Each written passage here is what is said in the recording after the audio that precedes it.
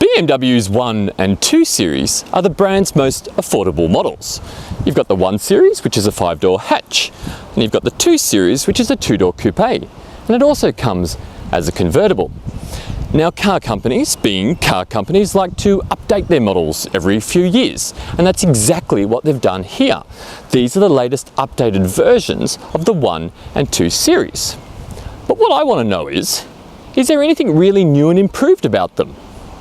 We're about to find out.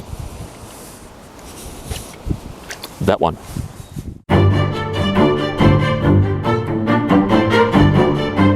First, the styling changes. There are none. No, the exterior design of the updated cars is the same as the previous ones.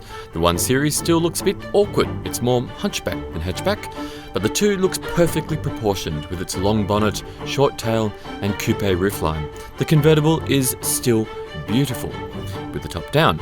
Not so much with it on. That wig just doesn't seem to look like it fits. Okay, so what's new? Well, let's start at the top. Let's start with the big kahunas. There is a new king of the range. It's the M240i in the 2 Series, and it's the M140i in the 1 Series. Now, they replace the M135i and the M235i. Now, it's still a 6-cylinder, 3-litre turbo petrol engine, but they have managed to squeeze even more grunt out of it. And it's a good thing too. What else is new with the big kahunas? A lot! The M140i and the M240i coupe and convertible now come with a Harman Kardon stereo, proximity unlocking, power adjustable front seats as well. The M240i coupe and the M140i also pick up the heated front seats. The coupe and convertible get adaptive headlights and BMW's driving assistant, which is a small man named Klaus. No, it's not. It's actually cool safety stuff like lane departure and pedestrian warning. The 1 Series already gets this. Prices have gone up for the hatch and down for the coupe and convertible. Okay, so below the big kahuna in the 2 Series range, you've got a brand new variant. It's the 230i, and that replaces the 228i. Now, that also brings a more efficient 4-cylinder engine and an engine with a bit more grunt too. The 230i costs a couple of grand more than the old 228i, but it's the best deal of the update because you're getting some choice things as standard that you'd have to pay a lot more for before. Stuff like an M Sport package, which is more than just tough looking, it actually improves the performance with better brakes and sport suspension. There's also the new navigation system, which is so much faster. There's proximity unlocking, power adjustable front seats, and driving assistant. Okay, so below the 230i is the 220i, and that also gets that new generation 4-cylinder engine. New things include bi-xenon headlights and driving assistant. Now, we haven't forgotten about the 1 Series. Below the big kahuna, the 140i and the 1 Series, is the 125i and the 120i.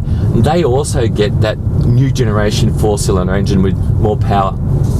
And at the very start of the 1 Series range is the 118i petrol and the 118d diesel. Now, these haven't changed at all. They've just carried those cars over completely into this update. The standard features on the 118i, 118d, 125i and 120i stay the same as they were before this update. Those variants were given an upgrade quite recently, and it was actually the 2 Series which needed to catch up. Now, both the 1 and the 2 Series are more or less in alignment. Okay, so what's it like to drive? I'm in the M240i now. I'm a big fan of the M235i. I've driven that M235i around several racetracks in Australia. Love it to death, but they've taken a good thing and they've made it even better with the M240i.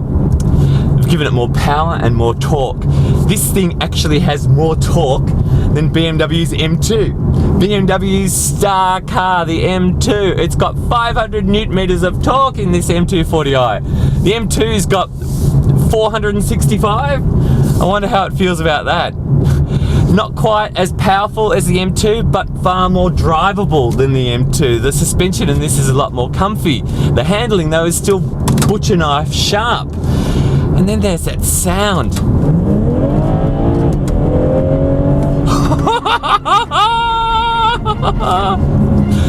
Oh, I love this. Love it.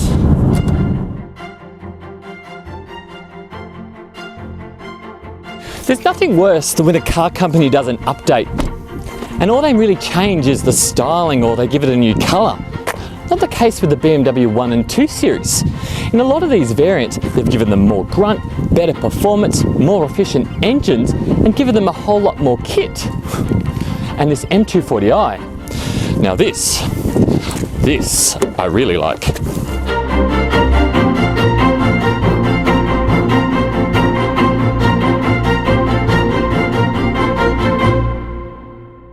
To read our full review, click on this little guy right here. Oh, and subscribe. That way you can stay on top of all our latest videos.